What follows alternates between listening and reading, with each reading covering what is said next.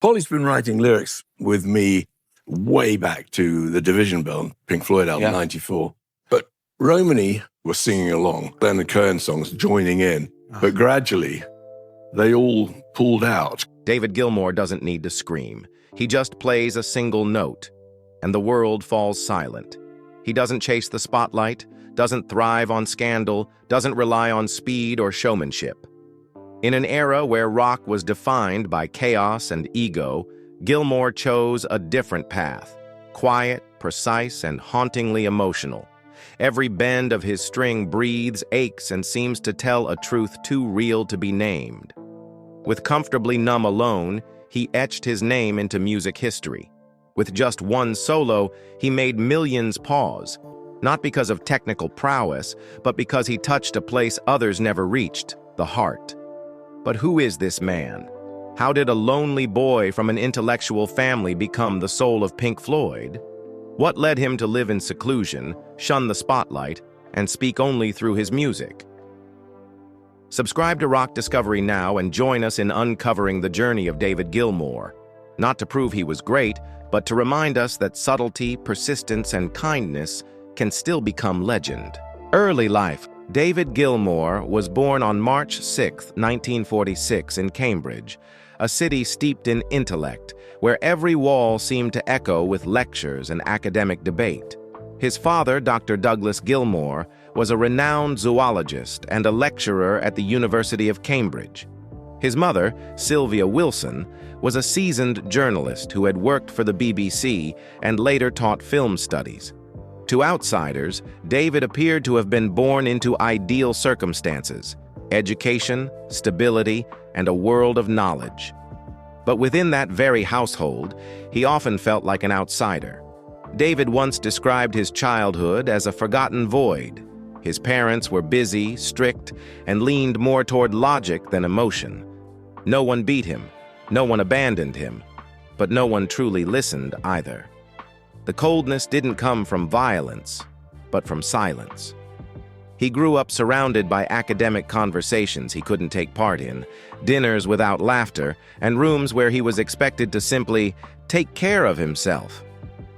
It was the beginning of a deeply introspective life, but also one marked by emotional distance. At school, David didn't find belonging either.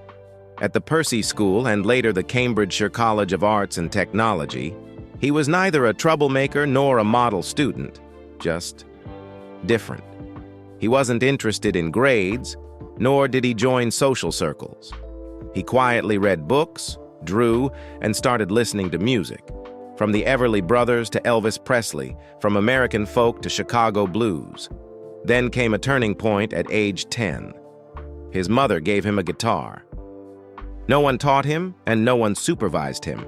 David taught himself entirely through instruction books, the radio, and solitude. He spent hours alone in his room, speaking to no one, playing the same riffs and chords over and over. Music didn't arrive as a passion. It became a refuge, a place where pain could be turned into melody, a place where he didn't have to explain, only play. It was during his time at art school in Cambridge that Gilmour met Syd Barrett, a fellow student who would later become the founding leader of Pink Floyd. The two bonded over wandering jam sessions, a shared love for the blues, and long conversations about the meaning of sound. But while Syd was flamboyant and unstable, David was quiet and controlled, two opposing faces of an emerging artistic identity.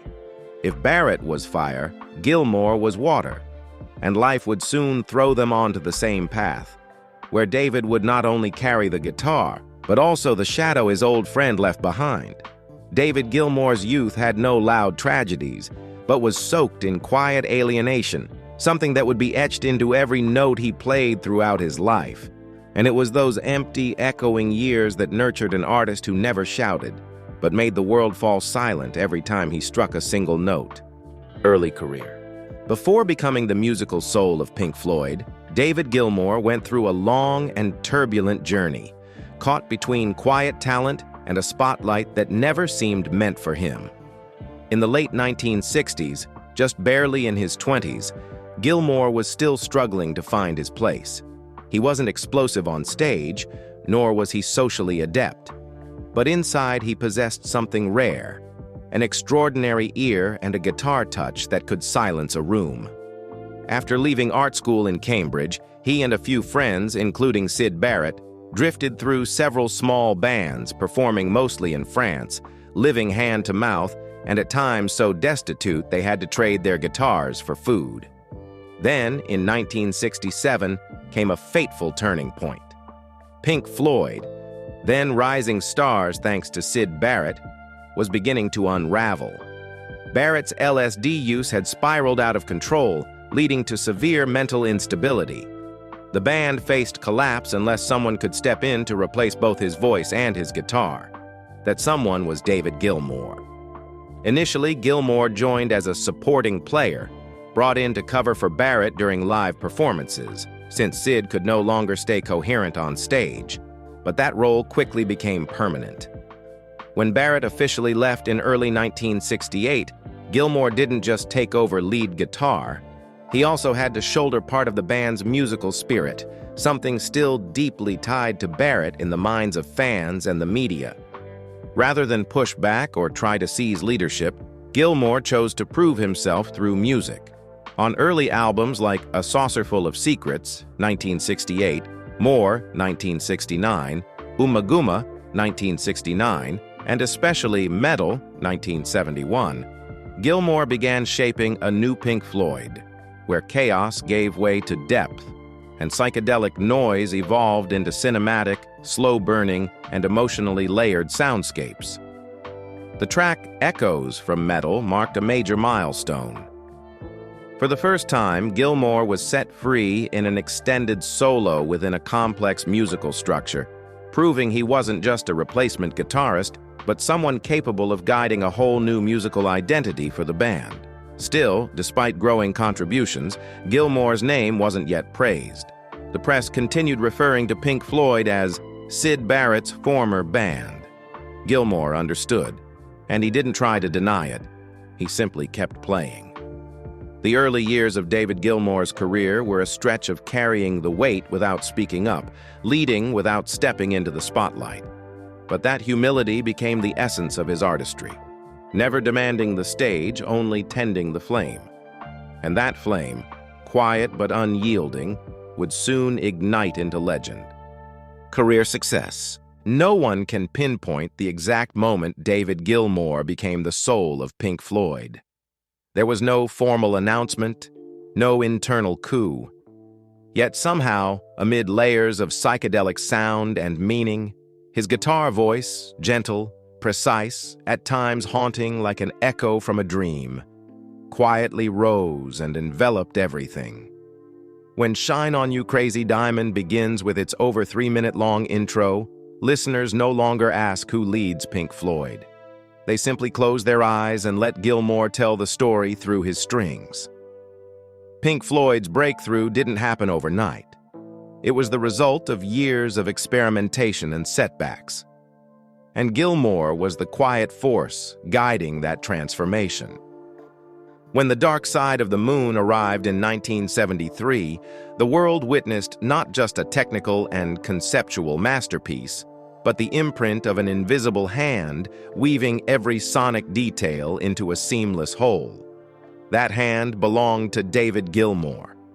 He didn't write the lyrics, nor did he initiate the overarching concepts, but he was the one who gave Roger Waters' abstract ideas soul, depth, and timeless resonance. From the echoing delay of time to the unsteady groove of money, every moment bore the mark of an artist who never needed to speak to be heard. After The Dark Side of the Moon, Pink Floyd didn't stop. They entered what many regard as their artistic peak.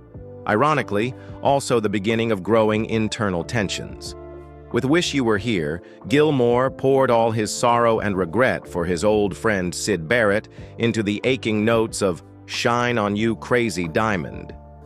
No need for poetic lyrics. His black Stratocaster spoke of a lost youth, a fragmented soul, and a memory that would never heal.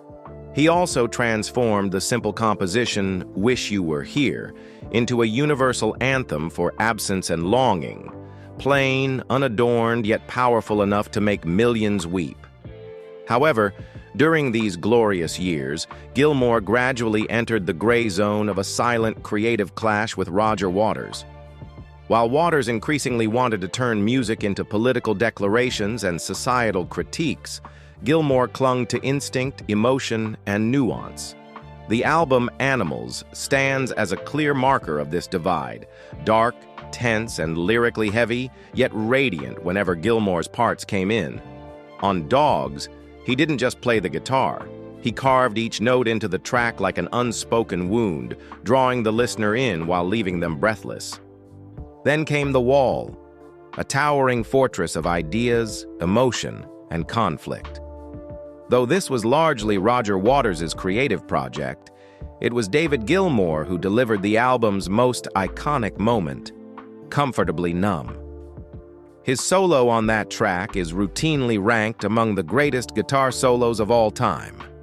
Not for technical complexity, but for evoking a feeling so surreal, so painful, and so suspended that listeners can no longer distinguish between sound and emotion.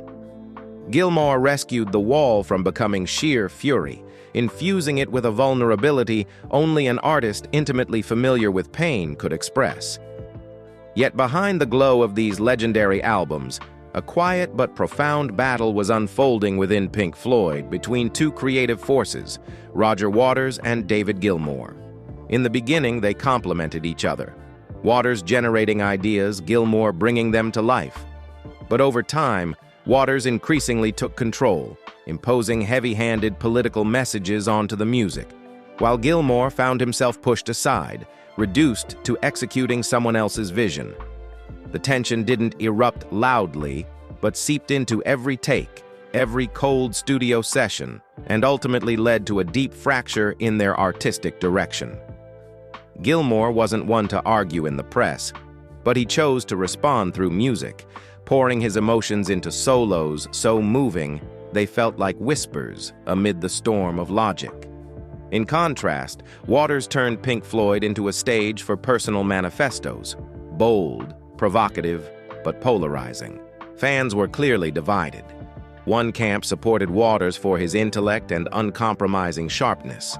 The other stood by Gilmour, the man who rarely spoke, but whose guitar seemed to voice the soul of a silent generation.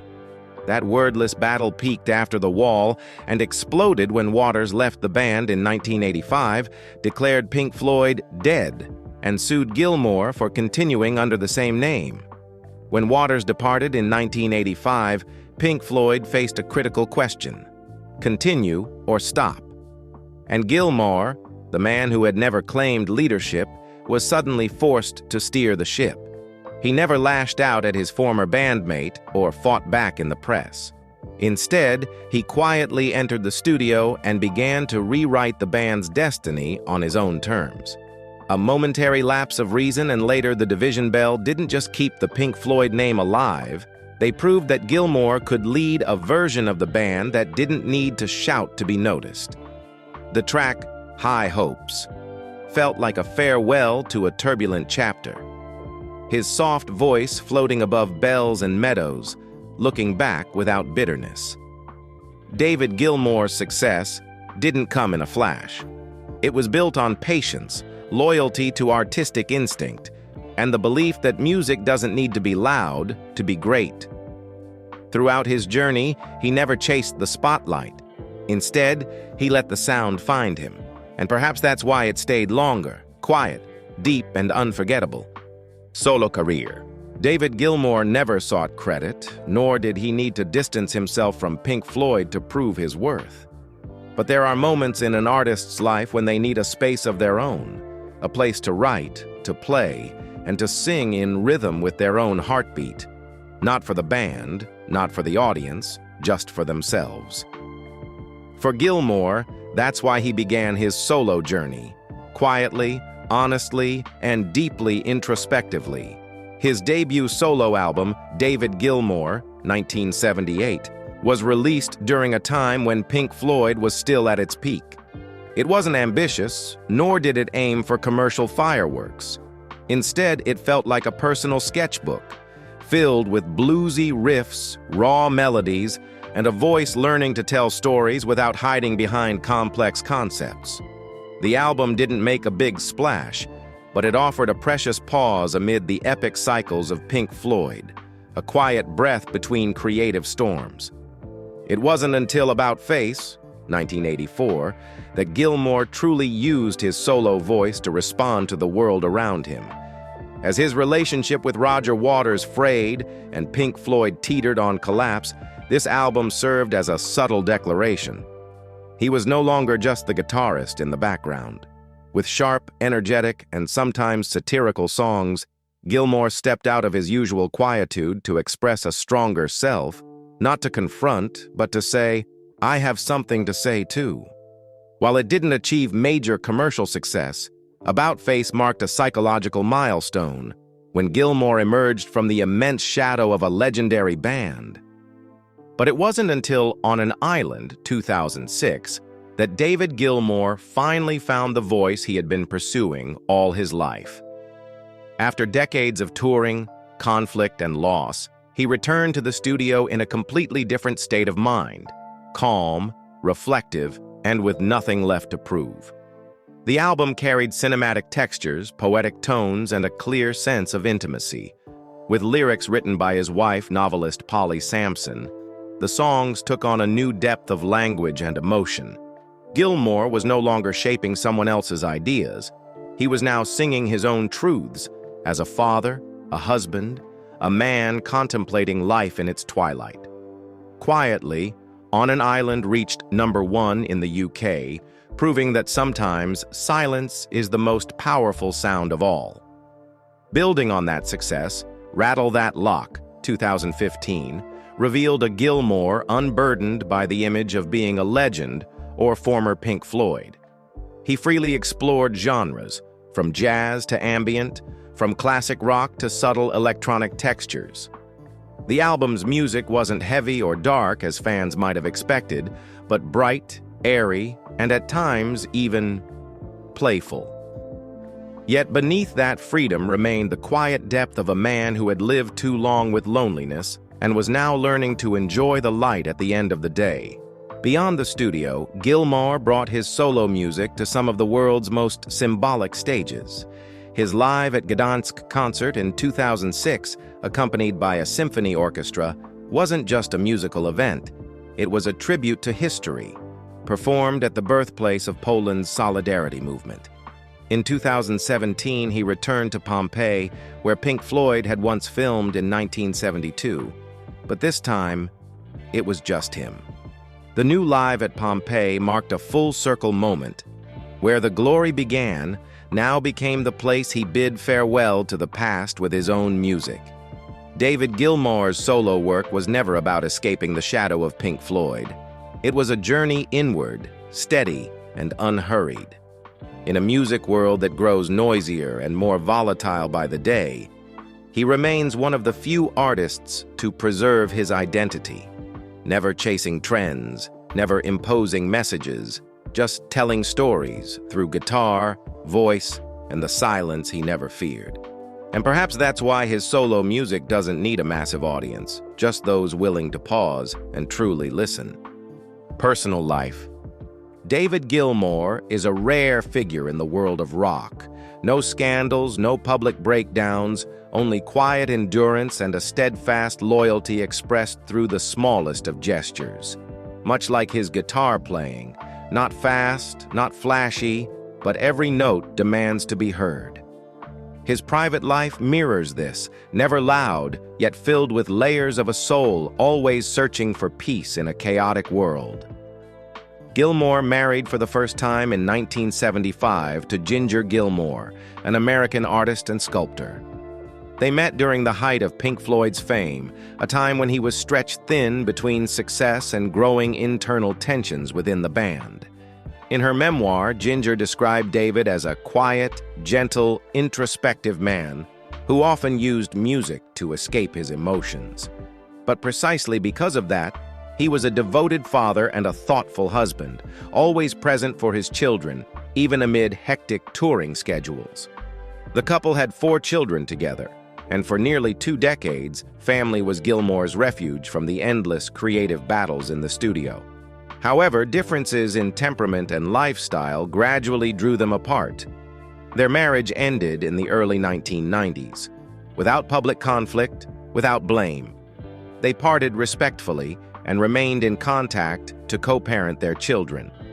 Gilmour has never spoken publicly about the divorce, just as he never does with any sorrow in his life.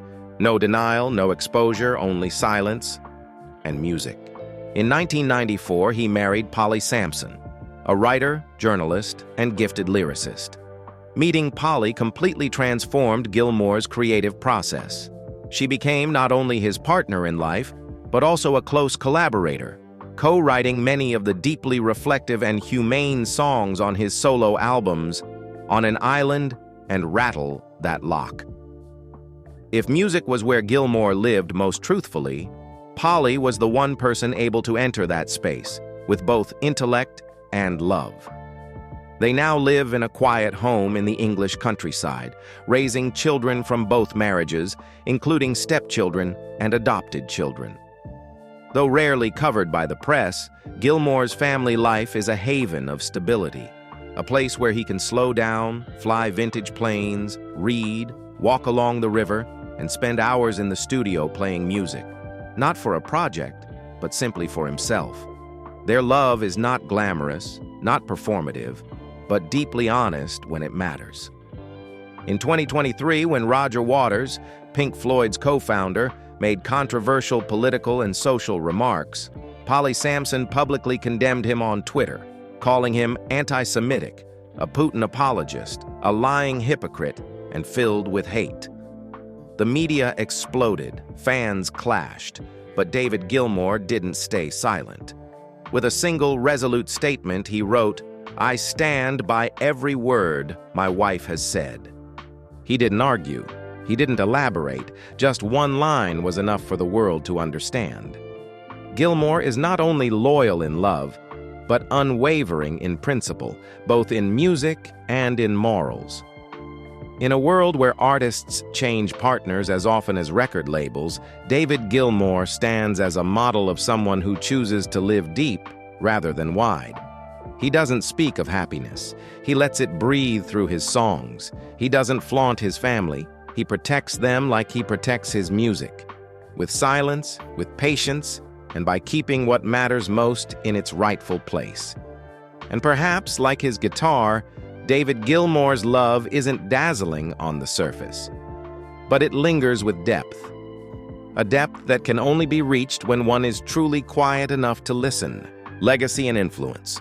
David Gilmour never set out to become a legend. He didn't make bold declarations, didn't try to define music, and never lectured the younger generation about art.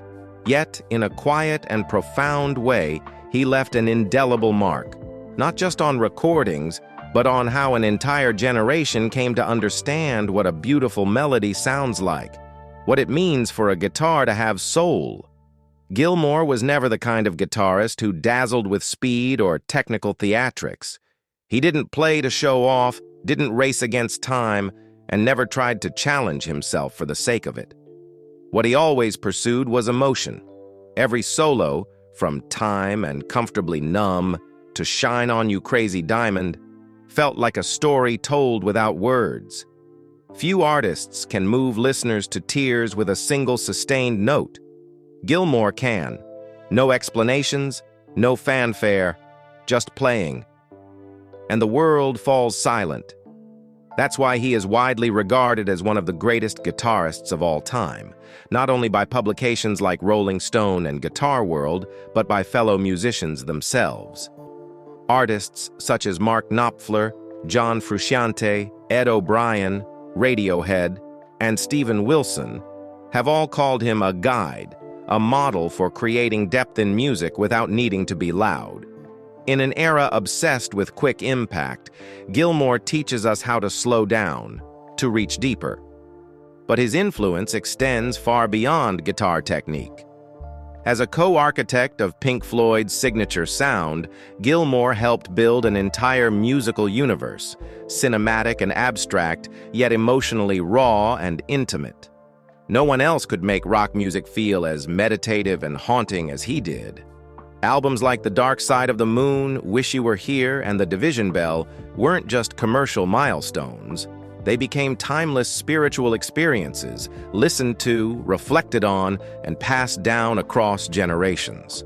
Offstage, Gilmour has also left a legacy through quiet but powerful gestures.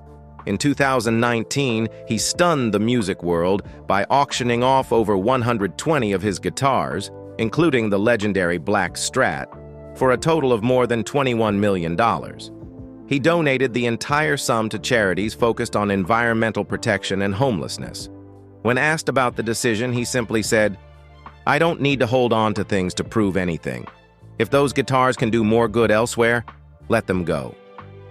A simple statement, yet one that perfectly captures his spirit. Music is not about possession. It's about sharing. David Gilmour's legacy doesn't lie in chart positions or awards. It lives in the way he makes people feel something true in a world full of noise, in how he uses music to heal, not manipulate, in how he always chooses calm over confrontation and still compels others to listen. He is a reminder that depth doesn't come from speaking often.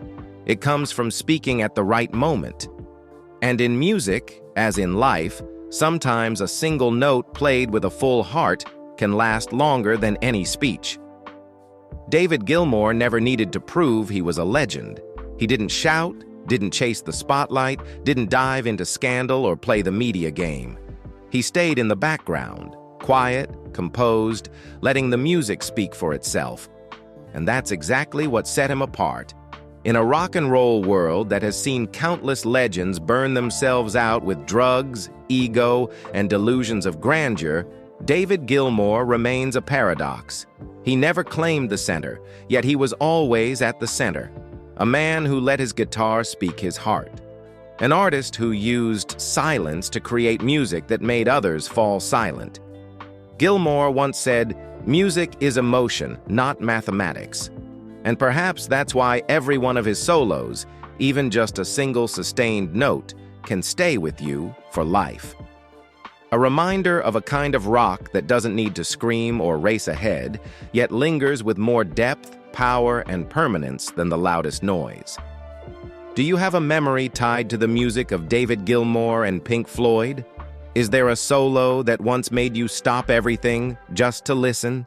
Share your thoughts in the comments below, and don't forget to hit like and subscribe to continue joining us on this journey through the timeless legends of music.